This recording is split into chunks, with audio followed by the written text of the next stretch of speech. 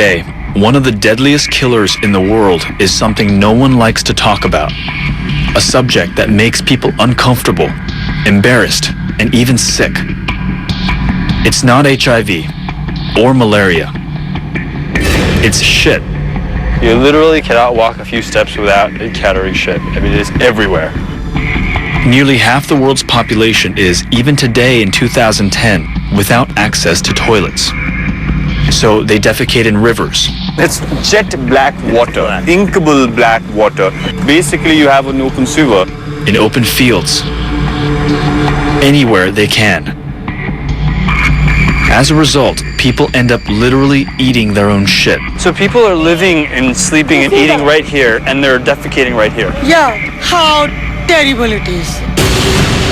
On this episode of Vanguard, we travel to India and Indonesia to investigate why people don't have toilets. That's the shit right there. And what's being done to solve the world's toilet crisis.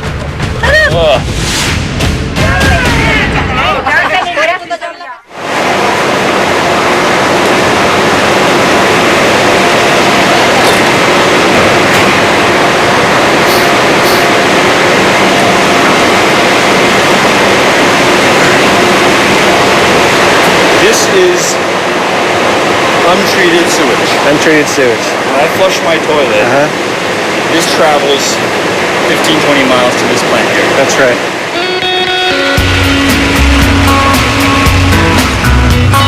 This is the Hyperion sewage plant in Los Angeles. This plant is responsible for removing human fecal matter from wastewater and then treating the water for safe disposal.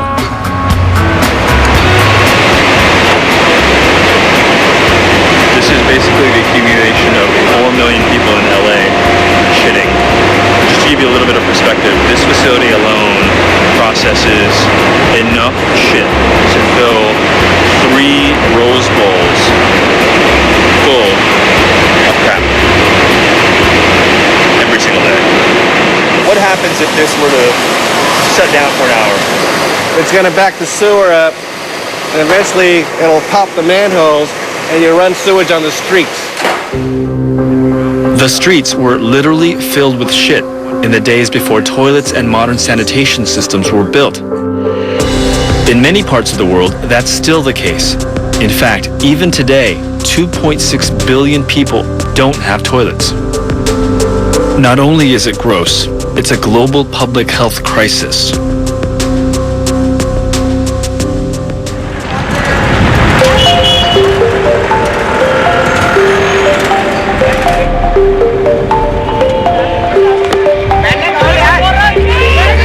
Few places illustrate the problem of human waste disposal better than India, which has made tremendous economic progress in the last 30 years.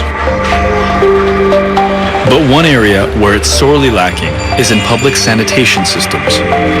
A staggering 600 million people, 55% of the Indian population, are currently toiletless.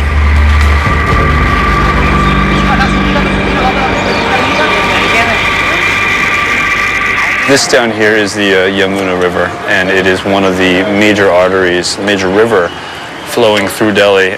And now it is essentially just a giant toilet for the city. So if you look out onto the water, I mean, it is literally bubbling. And it's bubbling with methane gas, which the less technical term for it is it's like a giant fart. The Yamuna River was once a healthy, clean river that flowed through the capital of India. But today, the river is choked with shit and sewage.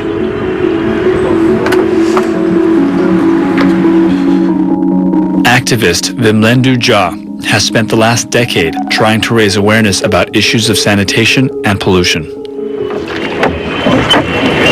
This is unlike any river I've ever seen. I mean, there's no flow out over here. What are we seeing on the... These are all bubbles coming out. And imagine this is, it's jet black water. It's jet inkable black water. And the government says that they've treated this water. So this is post-treatment is what you see here. Where's the treatment? So you find people defecating all around that place here, straight into the river. Basically, you have an open sewer. This is not a river. There's no characteristic that is still alive of this river. What does this represent? It represents that, people don't care. There's no ownership towards the river. And government also has turned its back towards the river. The country might flaunt its metro and its high-rise, but if it's not able to take care of its river resources, then it speaks that there's something wrong somewhere in its growth trajectory. And there's a disaster in making.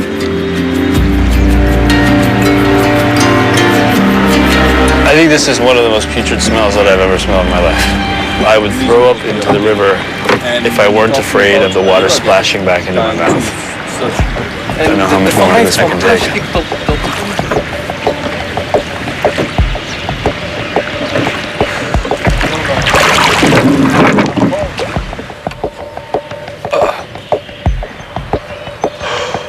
Careful.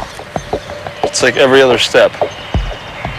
You literally cannot walk a few steps without encountering shit. I mean, it is everywhere.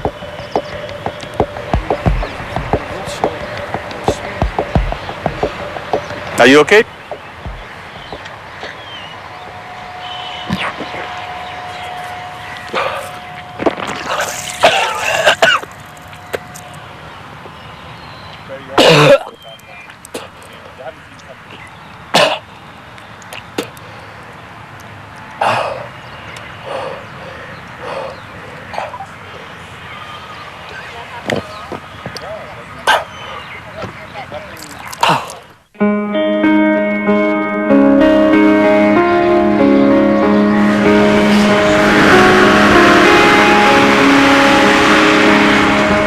As we drove around New Delhi, we noticed a city under construction.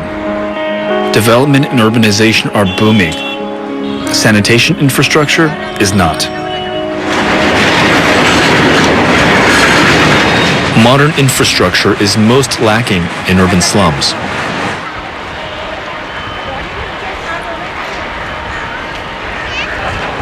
There's a lot of shit here. You see this everywhere, though. I mean, everywhere. It's not just here. It's all along this track. Unbelievable.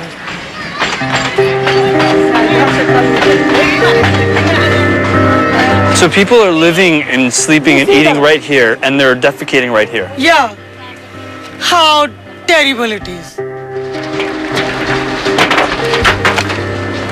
Jasvinder Kaur is a community organizer and is largely responsible for the recent installation of the first toilets here. These are for gents. These stand for gents. These are simple squat toilets, not the fancy porcelain toilets we're used to seeing in the West. The public toilet is a sanitary improvement, but it was pretty clear that 10 stalls were hardly enough for the more than 5,000 residents who call this slum home. This is a small sewer. Inside here is just, it's dirty water from the houses. It's garbage, as we see. And the children have to do toilet here. Will people just defecate into here? Yeah. Directly into here? So what is This this? is a water point. This is where people get their water? Ah, What is all this? this is a sewer. This is the sewer. Sewer line. So the water that people use to drink, to clean, to bathe in is coming out of the sewer. Out of the Out of this. this. In order for people to get drinking water, they've got to bring their buckets in here, submerge it into sewer water, which is essentially a toilet, in order to get any fresh, clean drinking water. It's just crazy. People getting their drinking water out of the sewer cannot be healthy. What are some of the health consequences of this? You can see the diseases like worms problem, dysentery, like jaundice, skin problem. All are connected with the water diseases. In India, 1,000 children die every day because of diarrhea as a direct result of waterborne illnesses. Put more explicitly, illnesses caused by the consumption of or exposure to fecal matter in water. Oh my God, that smell. As he's digging into this sewer, the smell. और बच्चे मर जाते हैं ये इस गंदगी की वजह से इस गंदगी की वजह से ये सारे नाक में रात को सोते समय, उठते समय, बैठते समय, खाते समय यही मिलता है। इसकी ऑक्सीजन मुझे नाक में जाती है, इसकी oxygen. In places like this, the situation remains dire. But the Indian government is slowly beginning to address the nation's growing sanitation problem.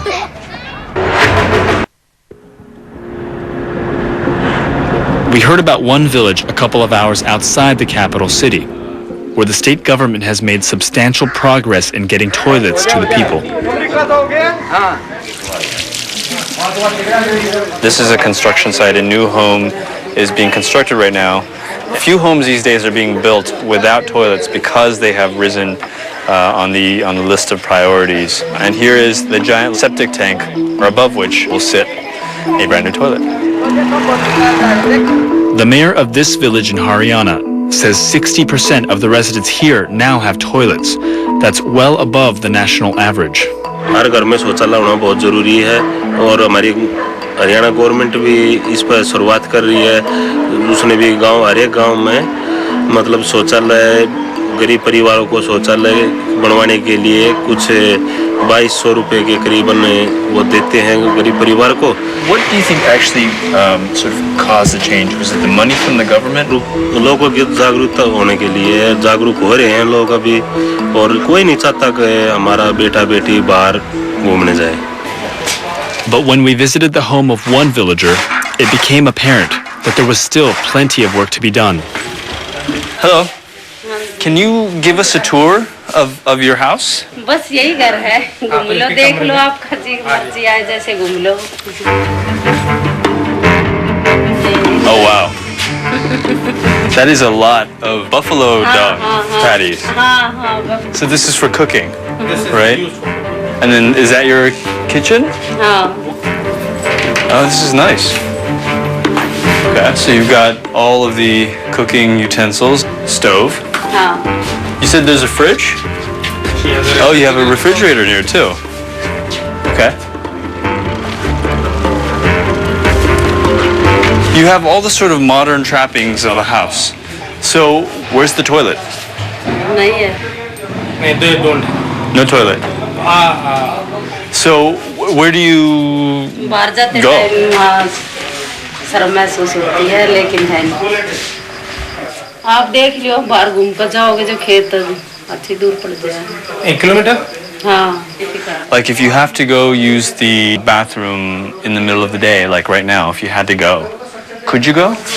हाँ, अंधेरे हो जाने में सुबह से मतलब जिस तरह बाहर जावे यूं एकदम जिस तरह बैठे हैं कोई वो देख ले फिर डरते भाग ले। Is a toilet high on your priority list? Is that what you want next? जरूरी तो है। Today, more people in India own cell phones than toilets. And changing that won't be easy. Sanitation advocates in India are battling 5,000 years of culture and tradition. In India, it was suggested to Indians not to defecate near human habitation. It was suggested to them that go at a distance or throw an arrow and where it falls down, dig a small pit, put some grass and leaves, then defecate. So that practice continued in India, and because of that, no house in India, rural India, had a toilet.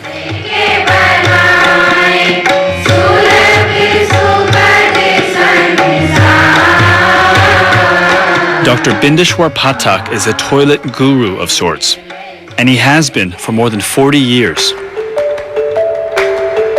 The nation's leading toilet advocate, Dr. Pathak's mission to bring toilets to all Indians began with his desire to elevate India's lowest caste, whose purpose in life was to clean up other people's waste. Dr. Pathak is partly responsible for installing public toilets across India, and he's even built a museum in honor of the toilet. That this is the tabletop toilet they used to carry it. It is portable toilet.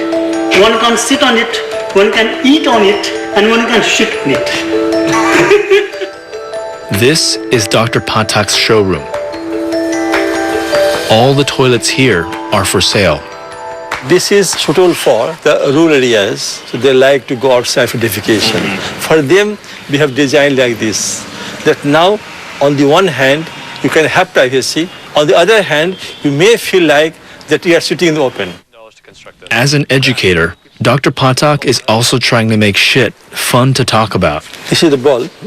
In India, it was taboo to talk about toilets, to touch fertilizer like this. Now here, as you can see, so it can just jump. You could play with it. Yes, it's just, yes, sorry.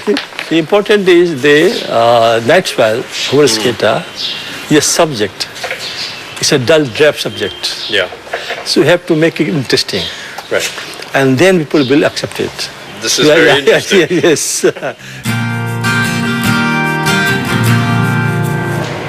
Do I look sexy? You look very sexy. I would buy a toilet from you right now. One day when all the people have toilet in the world. Then you'll be sexy? Very sexy after that. He's a businessman and an activist. Make money and help people together. Oh, very good, yeah? Jack Sim is the founder of the World Toilet Organization, a group dedicated to improving toilet and sanitation conditions around the world. This is the logo. So pretty. After leaving India, we caught up with Jack at a toilet manufacturing company in his native Singapore. So you squat down, okay? Am I squatting correctly? Yeah, you're squatting, okay. You're quite good at it. So your feces will go behind and the urine will come in front. Okay. This is the most awkward positioning I've ever been in for an interview. This company is looking to expand its market by manufacturing low-cost toilets that people in developing countries can afford. In the world's toilet shortage, Jack sees not only crisis, but also opportunity. There is 2.5 billion customers who still don't have a toilet. Why not? Let's try and explore this business. A humanitarian at heart, Jack is also a realist. He understands that he will succeed in bringing toilets to the billions without them, only if someone is making a profit. So it's Jack's mission to incentivize people, both those who need toilets and those who would supply them. Help the poor get toilet. Yeah, gotong royong globally.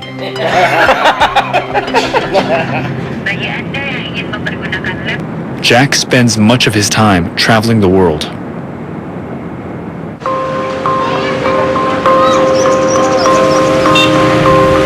Today, Jack has arrived in Indonesia, a nation that is home to almost 100 million people currently living without toilets. Is this the right time to go into these communities with toilets? I think it's overdue. The right time should be 100 years ago. People are starting to feel that toilet sanitation are important. So continuing this momentum is very important. In the last 4 years, 3 million Indonesians have given up open defecation. At 3% of Indonesia's toiletless population, that number might not sound like much. But the uptick marks significant progress in a country that, historically, has functioned without a proper sanitation system.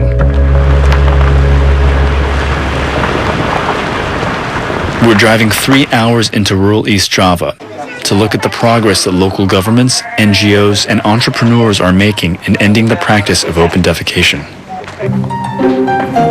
Jack is going door to door, inspecting newly installed toilets. People boleh tengok can see. For Jack, this is a fact-finding mission. He's here to understand why this region is succeeding in getting people to adopt toilets. Sana? Boleh pergi? So this woman is showing us where she used to have to go to openly defecate before she recently got this toilet installed. So this post is not just a bridge, but it is a toilet. Oh, this? This is the toilet. Can I walk on it? Yeah. And, will this hold me? Of course. I'm a lot heavier than she is. Yeah, maybe we should both squat down. Yeah. This is how you do it, yeah? Jack, how do you feel? Well, it's quite nice. This wind is blowing. It's kind of nice. And there's a kind of a natural feeling, but maybe if I'm a woman, somebody will be looking at me, and that's not very nice. And also that she was bitten by the snake just when she finished doing it. A lot of people are getting these toilets for whatever reasons. They get the toilet, and then later on they start to think about. And they are doing the right thing. Once they own the toilet, earn the bragging rights, then they will propagate that message. You have to enter their psychology in a way that suits them, and then their action is exactly good for the whole community. And they discover that later. 8 years ago, a local government official and entrepreneur named Sumati Sakinem came up with the idea to sell people not just a product, but also the status that would go along with that product. This sticker says that this is the proud owner of a new toilet. So there's this aspirational reward that the owner of the toilet feels, yeah, I not just bought it, but I got recognized by it, and it's a kind of certification. And then the neighbors are envious, and then they would want their own toilets as well. Yeah, they also want, it's a kind of ranking, you know. This is making the toilet sexy here in this village? Yes, this is sexy because, look, this lady saw herself on the wall, and then what will she do? She will go and tell her friends, come and see, I've got a new toilet. And then they also saw that she's got some kind of an award. It's the kind of innovative thinking that warms Jack Sim's heart. Yeah? Yay! Congratulations! Congratulations! Now she has a toilet. Yeah, how do you feel? Very happy. Very happy. The hope is that this woman's happiness is contagious. Pengen damel ngoten bese mangke daftar ngene Pak. Saya ndak nyumbang diskon. Oh, so you are his salesman. Discount. Sumati is one of the first toilet manufacturers in East Java. But if Jack has his way, he won't be the last. Okay, let's go. Okay.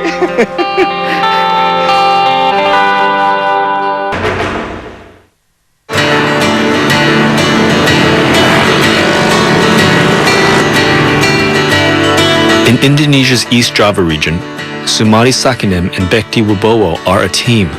Ini pun dapat diskon. Artinya niki Sumati manufactures and sells toilets, while Bekti services and empties the septic tanks that those toilets require. So how did this entire enterprise begin? Ini ketepatan dengan ilmu saya sebagai pelaksana sanitasi, maka pengembangan septic tank ini perlu kita dukung ya.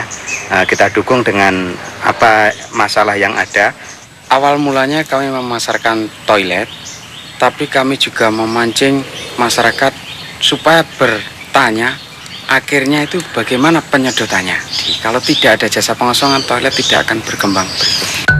Sumati and Bekti are the embodiment of Jack Sim's vision, that the demand for toilets will create a domino effect on the supply side of sanitation, giving rise to new business ventures, no matter how small, in economically depressed countries and communities.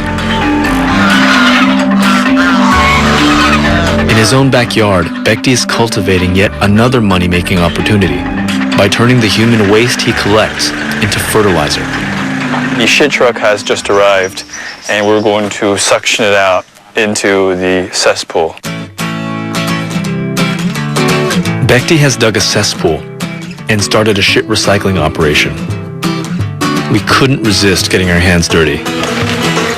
So I'm going to take a massive dump into this cesspool of shit here. All right, here we go. Ugh. This doesn't look like shit. This looks like diarrhea. Oh, there we go. That's the shit right there. Now that looks like shit. It's an accumulation of years and years worth of people's shit. So we've taken the shit out of this cesspool, laid out here to start the drying process, and then we just kind of have to dig in, right? Just dig in. Oh, God. Ini yang harus diberi pendidikan ini. Wait, I should get more. Oh, the texture just makes it all worse. And someone had wasn't fully digested. Oh God, the hell am I doing? I'm leaking shit as we go.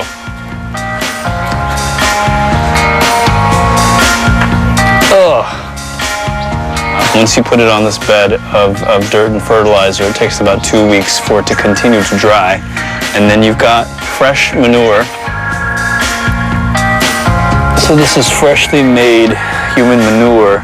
We're told that this is very high quality stuff and that fruits and vegetables that are grown with human manure actually are able to fetch a premium on the market because it is organic.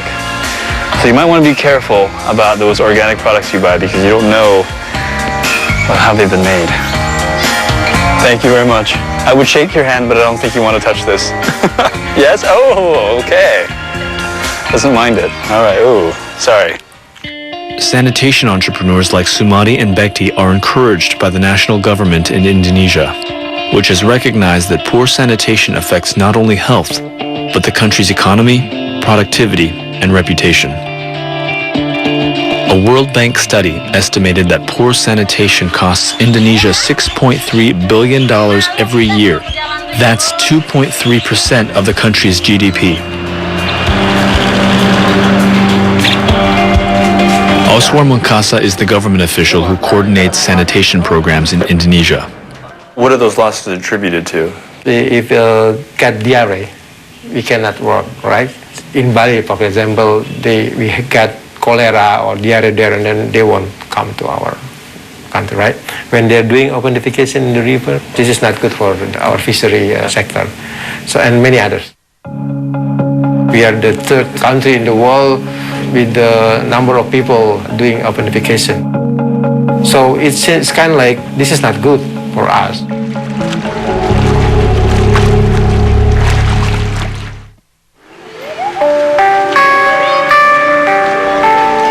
In Western culture, we don't typically talk about shit. And it was no different in Indonesia until the government, NGOs, and people like Jack Sim started calling for an end to open defecation. In Nasem, a village in East Java, shit is now not only something to talk about, it's something to celebrate. Officially, this village is completely free of open defecation, and there's a little ceremony going on inside.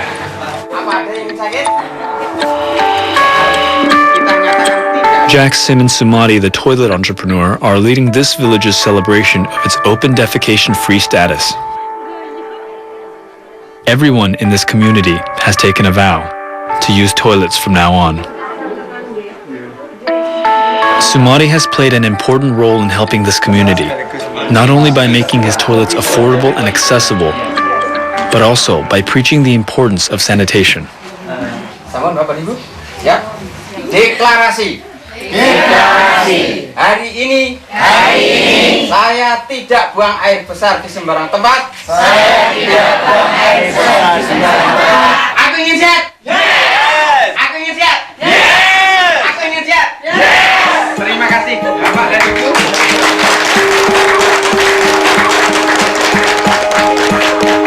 So I'm going to sign my own pledge. Defecate. There we go. All right.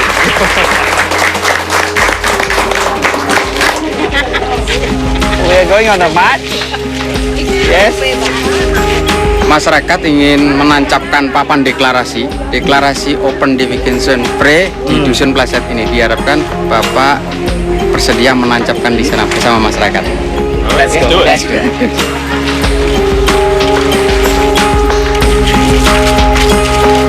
The reason why open defecation free is so important is that if one person still open defecate, the flies will go there and go to everybody's food. So what's the use if we don't have totally open defecation free? We need 100%. 1,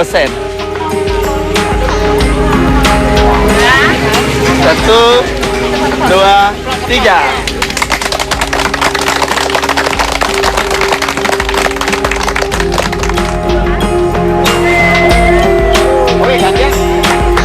how the entire village owns the issue together and solve it together. Surely they also want the next village to be open defecation free so that they won't have to eat the shit of the other village. So they will go and encourage the next and the next and the next. So this is a really wonderful self-sustaining model. It only took 1 month for this community to rally together and change its defecating ways. But not all of this momentum is happening because of Jack Sib. When he leaves, it's up to local leaders to fight this battle daily. In more than 2,000 villages, the Indonesian government, in partnership with the World Bank, is running community-led total sanitation programs.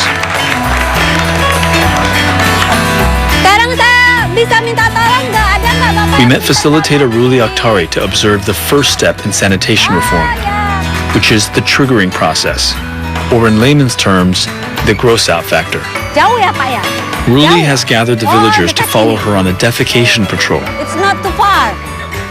We're going in search of some fresh human waste. Not. There's Mr. Daud. So the guy here who is squatting, his name is Mr. Daud, has brought us to his favorite defecation spot just by this little stream here. And he just identified for us the shit that he laid. The goal of this exercise is to illustrate a tangible connection between where villagers shit and how that pollutes the water they drink. Who's responsible for this? Mr. Daud. Two? Mr. Daud, yeah. That's a lot. From there and then pindah, right? Move. Oh, he moved. Move. So, okay, this was this morning. Mr. Daud did this morning. Older person. Another person. Huh? Let's go. This assignment just gets weirder and more up as we go. This gentleman here has brought us to where he shits, right here. And then he walks down to the water to wash his ass because people here, they don't typically use toilet paper. They do what's called anal washing. They just get to a source of water and just clean. So we've identified the shit. Now we have to take it back to the village. There to the hole. And would you like to be the scooper? Ugh. Enough? More. More. Here, I'll do it. My turn. Oh, it's like peanut butter. Oh. Jam. Enough? More. More. A little bit more.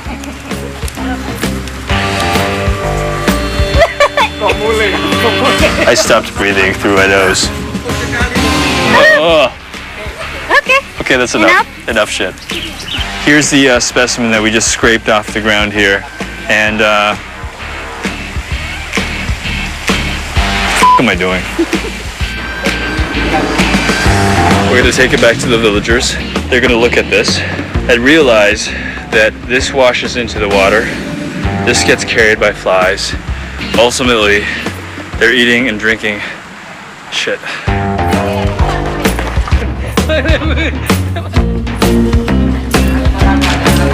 Nih ada oleh-oleh. So look.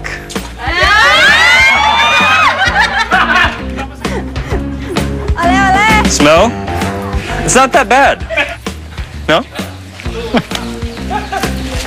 People are walking away from me because it smells so bad. No one is looking at me because it looks disgusting. This is exactly the type of reaction that the community-led total sanitation projects are aiming for. You want to get people disgusted with this shit so that they'll stop doing it out in the open. As simplistic as this may seem, officials claim these programs are creating the disgust necessary to change behavior.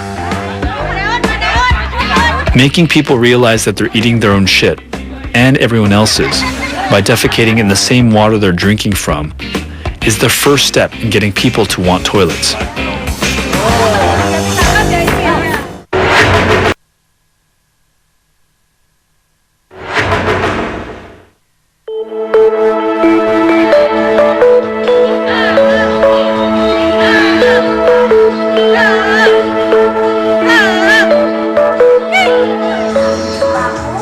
Back in the capital city of Jakarta, we met Ramyati Nasin in the town square.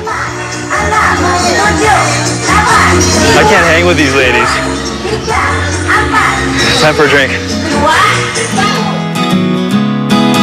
While the government works at tackling the sanitation problem on a national level, health leaders like Ramyati work on a grassroots level. On the front lines, repeat messaging is key. So Ramyati is out in the neighborhoods several times a week, talking about sanitation, hygiene, and health. Kita kan membicarakan masalah cuci tangan, terus sama cuci tangan pakai sabun, terus sama BAB ya Bu ya. Terus gimana nih ibu-ibu? Udah dipraktekin belum nih? Udah. Anak-anaknya juga udah. Bagus kalau begitu. Ya kita terutama pada ibunya ya. Emang agak sulit memang untuk anak mencegah BAB di kali atau di gate sembarangan gitu. Mengurangi nggak bisa langsung gitu, tapi sedikitnya mengurangi untuk ya sedikit-sedikit lah bertahap gitu. Tetap berusaha dan berusaha gitu. What is the response that you get from your fellow villagers here? Lebih sehat gitu ya. Ya mereka merespon sih, jadi menanggapi mereka juga kalau misalnya tadi malah ada yang bertanya bagaimana kalau sudah punya tapi kan belum yang sehat, jadi bagaimana caranya gitu kan supaya WC yang sehat itu yaitu WC yang tidak bocor, jadi tidak tembus ke tanah, jadinya sekarang diadakan sanitasi yang tidak bocor, tidak kedap air, jadi air itu tidak tercemar gitu. Kalau misalnya mau ngeliat di rumah saya udah dibikinin, saya udah bikin kan sebagai contoh. We decided to take Ramyati up on her offer. So, do you find it odd to have a stranger walk into your house and ask if I could open your septic tank? Iya, aneh sih. Soalnya itu kotoran gitu. This is what I do. I go to people's houses and look at their toilets. After spending 3 weeks in India and Indonesia, traveling from village to village inspecting toilets, it was here on Ramyati's porch that we found perhaps the most advanced sanitation infrastructure we'd seen so far. So this is actually human waste treatment. This little square contains the raw shit, and then that fluid is then transferred through a filter, somewhat cleaned and filtered, treated before it ends up in the river.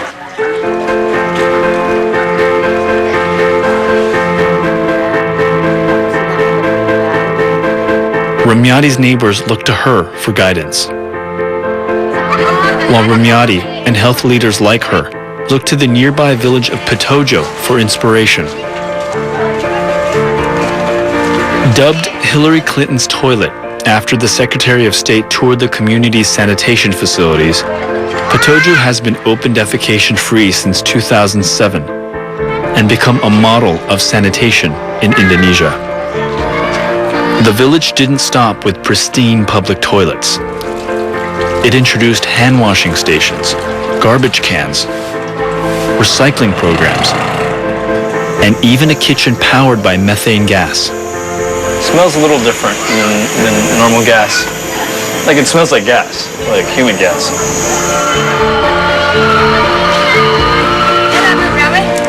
Petojo is exactly what Vimlendu Jha, Dr. Bindeshwar Pathak, and Jack Sim hope the future of sanitation will look like across the developing world. Apa Pak? Mil, ini ntar plastiknya. Emilia tolong ya, sampahnya dibuang. Dan plastik kan itu ada sampah kering dan basah.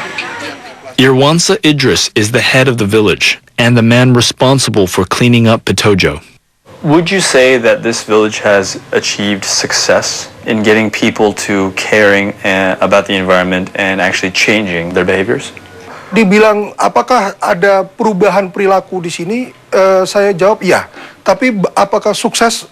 Saya belum bisa berani mengatakan itu karena apa? Karena masih banyak pekerjaan rumah dan hal-hal yang memang perlu kita benahi.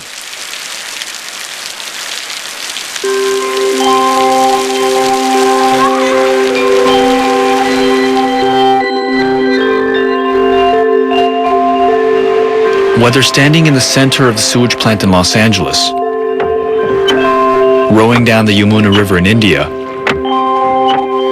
or patrolling for shit in Indonesia, one thing became clear. something as ordinary as a toilet is actually anything but. Public health experts have called the toilet the most important breakthrough of the last 150 years, responsible for dramatically reducing disease and death. And yet in so many parts of the world, the toilet doesn't get the attention or the respect it deserves. What does the toilet symbolize? I mean, it seems to me that the toilet is more than just about sanitation. The toilet symbolizes the quality of your life. Having a clean toilet goes beyond toilets itself. It goes to your entire well-being, lifestyle, physical health, emotional health, as well as the image of your family, your company, your community, your nation. I gotta clean my toilet then.